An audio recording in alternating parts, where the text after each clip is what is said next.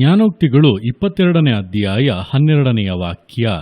ಯೆಹೋವನ ಕಣ್ಣು ತಿಳುವಳಿಕೆಗೆ ಕಾವಲು, ಆತನು ವಂಚಕನ ಮಾತುಗಳನ್ನು ಕೆಡವಿ ಬಿಡುವನು. ಈ ವಾಕ್ಯದಲ್ಲಿ ಕರ್ತನ ದೃಷ್ಟಿ ನಮಗೆ ಎಷ್ಟು ಪ್ರಾಮುಖ್ಯ ಎಂಬುದಾಗಿ ತಿಳಿಸಿ ನುಡಿದಂಥ ಸಂಗತಿಗಳನ್ನು ವಿವರಿಸಲಾಗಿದೆ. ನೋಡುವಂಥ ಸಮಯದಲ್ಲಿ ನಾವು ಈ ಲೋಕದಲ್ಲಿ ಅನೇಕ ಕಾರ್ಯಗಳನ್ನು ನೋಡುತ್ತೇವೆ, ಅನೇಕ ಪರಿಸ್ಥಿತಿಗಳ ಮಧ್ಯದಲ್ಲಿ ಹಾದು ಹೋಗುತ್ತೇವೆ, ಅನೇಕ ಜನರನ್ನು ಸಂಧಿಸುತ್ತೇವೆ. ಇದೆಲ್ಲದರ ಮಧ್ಯದಲ್ಲಿ ನಮ್ಮನ್ನು ಮೋಸಗೊಳಿಸುವಂಥ, ವಂಚಿಸುವಂಥ ಅನೇಕ ಕಾರ್ಯಗಳು, ನಮಗೆ ವಿರೋಧವಾಗಿ ಬದಲಾಗುವಂಥ, ನಮಗೆ ಉರುಳಾಗಿ ಮಾರ್ಪಡುವಂಥ ಅನೇಕ ಕಾರ್ಯಗಳು ನಮಗಾಗಿ ಹೊಂಚು ಹಾಕಿಕೊಂಡು ಇರುತ್ತವೆ. ಅದು ಮನುಷ್ಯರ ಮೂಲಕವಾಗಿರಬಹುದು, ಪರಿಸ್ಥಿತಿಗಳ ಮೂಲಕವಾಗಿರಬಹುದು. ಸೈತಾನನು ಹಲವಾರು ವಿಧಗಳಲ್ಲಿ ಕುಯುಕ್ತಿಗಳನ್ನ ಮಾಡುತ್ತಾ ಹೊಂಚು ಹಾಕಿಕೊಂಡು ಕಾಯುತ್ತಾ ಇರುತ್ತಾನೆ.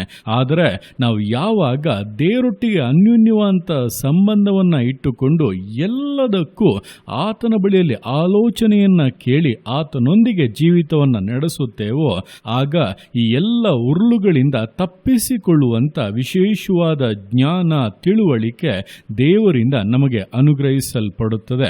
ಆಗ ನಾವು ನೋಡುವಂತ ಬಗೆಯ ವ್ಯತ್ಯಾಸವಾಗಿರುತ್ತದೆ, ನಾವು ವಿಷಯಗಳನ್ನು ಗ್ರಹಿಸಿಕೊಳ್ಳುವಂತ ಬಗೆಯ ವ್ಯತ್ಯಾಸವಾಗಿರುತ್ತದೆ. ದೇವರು ನಮಗೆ ಎಲ್ಲದರಲ್ಲಿ ಕೂಡ ವಿಶೇಷವಾದ ಜ್ಞಾನವನ್ನು ಕೊಟ್ಟು ಸೈತಾನನ ಜ್ಞಾನವನ್ನ ಬುದ್ಧಿಗೇಡಿತನವನ್ನಾಗಿ ಮಾಡಿ ದೇವರು ಜಯವನ್ನ ಅನುಗ್ರಹಿಸುತ್ತಾರೆ. ಅದನ್ನೇ ಈ ವಾಕ್ಯದಲ್ಲಿ ಹೇಳುತ್ತಾ, ಯೆಹೋವನ ಕಣ್ಣು ತಿಳುವಳಿಕೆಗೆ ಕಾವಲು, ಆತನು ವಂಚಕನ ಮಾತುಗಳನ್ನು ಕೆಡವಿ ಬಿಡುವನು ಎಂಬುದಾಗಿ. ಅಂದರೆ ದೇವರು ನಮ್ಮೊಂದಿಗೆ ಇರುವುದಾದರೆ, ಆತನ ದೃಷ್ಟಿ ನಮ್ಮಲ್ಲಿ ಇರುವುದಾದರೆ ಅದು ತಿಳುವಳಿಕೆಗೆ ಕಾರಣವಾಗಿರುತ್ತದೆ. ನಾವು ನೋಡುವಂಥ ವಿಷಯಗಳ ಸಂಪೂರ್ಣ ಜ್ಞಾನವು ದೇವರಿಂದ ನಮಗೆ ಅನುಗ್ರಹಿಸಲ್ಪಟ್ಟು ಅಲ್ಲಿರುವಂಥ ವಂಚನೆಗಳನ್ನು, ಕುಯುಕ್ತಿಗಳನ್ನು ತಿಳಿದು ಅವುಗಳ ಮೇಲೆ ನಾವು ಜಯವನ್ನು ಹೊಂದಬಹುದಾಗಿದೆ. ನೋಡುವಂಥ ಸಮಯದಲ್ಲಿ ದಾವೀದನಲ್ಲಿ ಇಂತಹ ಜ್ಞಾನವು ಪ್ರಕಟವಾಯಿತು. ಸೌಲನ ಕುತಂತ್ರಗಳನ್ನು ಅವನು ಮುಂಚೆ ಅರಿತುಕೊಂಡನು. ಅದೇ ಸಮಯದಲ್ಲಿ ಅಬ್ಷಲೋಮನು ಮಾಡಿದಂಥ ಕಾರ್ಯಗಳನ್ನು ಕೂಡ ಅವನು ಮುಂಚೆಯೇ ಗ್ರಹಿಸಿಕೊಂಡನು. ಇದು ಯಾವುದನ್ನು ಕೂಡ ಅವನು ಗ್ರಹಿಸಿಕೊಳ್ಳದೆ ಸುಮ್ಮನೆ ಇದ್ದಿದ್ದಾಗಿದ್ದರೆ ಅವನ ಜೀವಿತವು ಎಂದೋ ನಾಶವಾಗಿ ಹೋಗುತ್ತಾ ಇತ್ತು. ಇದೇ ಪ್ರಕಾರವಾಗಿ ಯೇಸು ಕ್ರಿಸ್ತನು ಕೂಡ ತಾನು ಮಾತನಾಡುತ್ತಾ ಇದ್ದಂಥ ಪರಿಸರಲ್ಲಿ ಎಂತಹ ಒಂದು ಮನಸ್ಥಿತಿ ಇದೆ, ಯಾರು ಅಪನಂಬಿಕೆ ಉಳ್ಳವರು, ಯಾರು ಸಂದೇಹವುಳ್ಳವರು, ಯಾರು ವಿರೋಧವಾಗಿ ಮಾತನಾಡುವವರು, ಯಾರು ಕೊರತೆಗಳನ್ನು ಕಂಡುಹಿಡಿಯುವುದಕ್ಕಾಗಿರುವಂಥವರು, ಈ ರೀತಿಯಾಗಿ ಎಲ್ಲವನ್ನ ಕೂಡ ಆತನು ಸ್ಪಷ್ಟವಾಗಿ ಅರಿತಿದ್ದನು. ಹಾಗೆ ತನ್ನನ್ನು ಹಿಡಿದುಕೊಡುವವನು ಯಾರೆಂಬುದಾಗಿ ಕೂಡ ಆತನಿಗೆ ಸ್ಪಷ್ಟವಾಗಿ ಗೊತ್ತಿತ್ತು. ಇದುವೇ ಯೆಹೋವನ ಕಣ್ಣುಗಳು. ಆತನು ನೋಡುವ ಹಾಗೆ ನಾವು ನೋಡುವುದಾದರೆ ನಮ್ಮಲ್ಲಿ ತಿಳುವಳಿಕೆ ಉಂಟಾಗುತ್ತದೆ. ಅದರ ಮೂಲಕವಾಗಿ ವಂಚಕರ ವಂಚನೆಗಳು ಲಯವಾಗಿ ನಾವು ಆ ವಿಷಯದಲ್ಲಿ ಜಯವನ್ನು ಹೊಂದುವಂತೆ ವಿಷಯಗಳು ಮಾರ್ಪಡಲಿವೆ. ಆದ್ದರಿಂದ ಈ ದಿವಸಗಳಲ್ಲಿ ದೇವರೇ, ನೀವು ಯಾವ ರೀತಿಯಾಗಿ ನೋಡುತ್ತೀರೋ ಅದೇ ರೀತಿಯಾಗಿ ನಾನು ಕೂಡ ನೋಡಬೇಕು. ನನ್ನ ಕಣ್ಣುಗಳನ್ನು ನಿಮ್ಮ ಕಣ್ಣುಗಳಾಗಿ ಬದಲಾಯಿಸಿ ನಿಮ್ಮ ತಿಳುವಳಿಕೆ ನನಗೆ ಅನುಗ್ರಹಿಸಿ ಜಯವನ್ನು ಉಂಟು ಮಾಡಿ ಎಂಬುದಾಗಿ ಪ್ರಾರ್ಥಿಸುವುದಾದರೆ ಖಂಡಿತವಾಗಿ ದೇವರ ವಿಶೇಷವಾದಂಥ ಕೃಪಾ ವರವು ನಿಮಗೆ ಅನುಗ್ರಹಿಸಲ್ಪಡುತ್ತದೆ.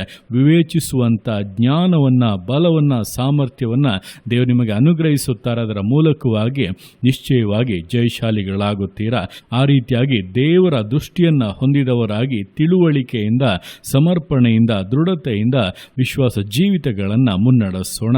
ದೇವರ ಕರಗಳಲ್ಲಿ ಸಮರ್ಪಿಸಿ ಪ್ರಾರ್ಥಿಸೋಣ. ಯೇಸುವೆ ಸ್ತೋತ್ರ ರಾಜ, ಕೊಟ್ಟಂಥ ದಿವಸಕ್ಕೋಸ್ಕರ ಸ್ತೋತ್ರ ಕರ್ತನೆ. ಈ ದಿವಸ ನಿನ್ನ ಕರಗಳಲ್ಲಿ ಸಮರ್ಪಿಸ್ತೇನೆ. ಪ್ರತಿಯೊಂದು ಜೀವಿತಗಳನ್ನು ನೀನು ಆಳ್ವಿಕೆ ಮಾಡು, ಬಲಪಡಿಸು ಕರ್ತನೆ. ಹೌದಪ್ಪ, ನಿನ್ನ ಕಣ್ಣುಗಳು ತಿಳುವಳಿಕೆಗೆ ಕಾವಲು, ಅವು ವಂಚಕನ ಮಾತುಗಳನ್ನು ಕೆಡವಿ ಬಿಡುತ್ತದೆ. ನೀನು ನೋಡುವ ಹಾಗೆ ನಾವು ಕೂಡ ನೋಡಬೇಕು, ನೀನು ತಿಳಿದುಕೊಂಡಿರುವ ಹಾಗೆ ನಾವು ಕೂಡ ತಿಳಿದುಕೊಳ್ಳಬೇಕು. ಅದಕ್ಕೆ ನಿಮ್ಮನ್ನು ಆಶ್ರಯಿಸಿಕೊಳ್ಳುತ್ತಾ ಇದ್ದೇವೆ ಕರ್ತನೆ. ನಿನ್ನ ಮುಟ್ಟಿಗೆ ಮಾತನಾಡು, ನಿನ್ನ ಜ್ಞಾನವನ್ನು ಅನುಗ್ರಹಿಸು ಕರ್ತನೆ, ನಿನ್ನ ಆಲೋಚನೆಗಳನ್ನು ಅನುಗ್ರಹಿಸು.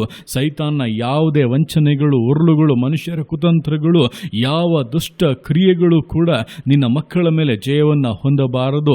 ಅಪ್ಪ, ನಿನ್ನ ರಕ್ತ ಕೋಟೆಯೊಳಗೆ ಭದ್ರಪಡಿಸಿಕೊ. ನಿನ್ನ ಆಲೋಚನೆಗಳನ್ನು ಕೊಡು. ಎಲ್ಲ ಕುತಂತ್ರಗಳಿಂದ, ವಂಚನೆಗಳಿಂದ, ಮೋಸಗಳಿಂದ, ಅಪ್ಪ ಸ್ತೋತ್ರರಾಜ, ಹುಸಿ ಮಾತುಗಳಿಂದ ನಿನ್ನ ಮಕ್ಕಳನ್ನು ತಪ್ಪಿಸಿ ಒಳ್ಳೆ ಮಾರ್ಗದಲ್ಲಿ ನಡೆಸಿ ಜಯದಲ್ಲಿ ಅಪ್ಪ ಆಶೀರ್ವಾದ ಪೂರ್ಣತೆಯಲ್ಲಿ ಸಂತೋಷಿಸುವಂತೆ ಕಾರ್ಯಗಳನ್ನು ನೆರವೇರಿಸಿಕೊಡು. ನಿನ್ನ ಅರ್ಥಿಗೆ ಮಾಡುವಂಥ ನಿನ್ನ ಪ್ರೀತಿಗೋಸ್ಕರ, ಕೃಪೆಗೋಸ್ಕರ ಅದಕ್ಕೋಸ್ಕರಪ್ಪ ನಿಮಗೆ ಸ್ತೋತ್ರಗಳು. ಪ್ರತಿಯೊಂದು ಜೀವಿತಗಳನ್ನಪ್ಪ ನಿಮ್ಮ ಕರಗಳಲ್ಲಿ ಸಮರ್ಪಿಸ್ತಾ ಇದ್ದಾನೆ.